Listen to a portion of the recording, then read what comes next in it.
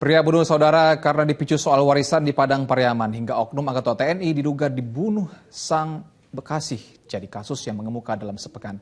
Simak rangkumannya dalam kasus utama berikut ini.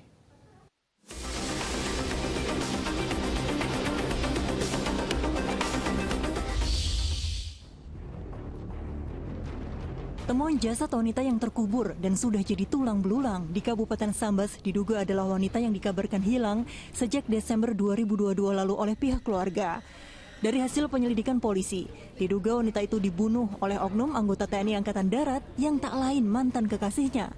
Hingga kini oknum TNI berinisial Y berpangkat golongan tamtama yang diduga terlibat kematian korban masih ditahan di Pomdam 12 Tanjung Pura untuk penyelidikan.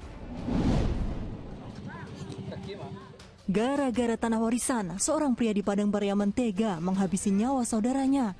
Wanita berusia 64 tahun itu tewas tergeletak di pinggir jalan usai terkena sabetan parang di bagian leher. Pelaku berdalih emosi atas keputusan korban yang telah menjual tanah ulayat tanpa persetujuan. Saat pertengkaran terjadi, pria berusia 40 tahun itu tengah memegang parang dan langsung menyerang korban. Tersangka yang mengakui perbuatannya dengan menyerahkan diri ke polisi terancam hukuman 15 tahun penjara.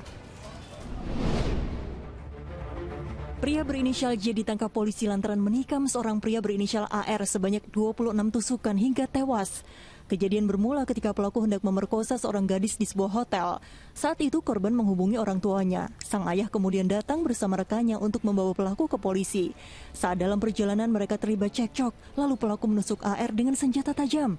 Tak sampai di situ, polisi yang tengah berpatroli juga ditikam saat akan mengamankan tersangka. Kini pelaku terancam hukuman 15 tahun penjara ditambah sanksi sebagai residivis, yakni sepertiga hukuman yang dijatuhkan.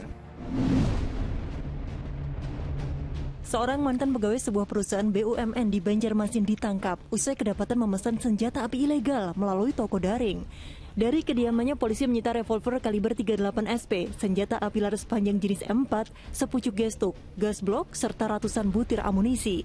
Tak tanggung-tanggung, polisi juga menyita bazooka anti-tank. Tersangka berdalih memiliki hobi mengoleksi peralatan militer sejak lama dan merakitnya sendiri.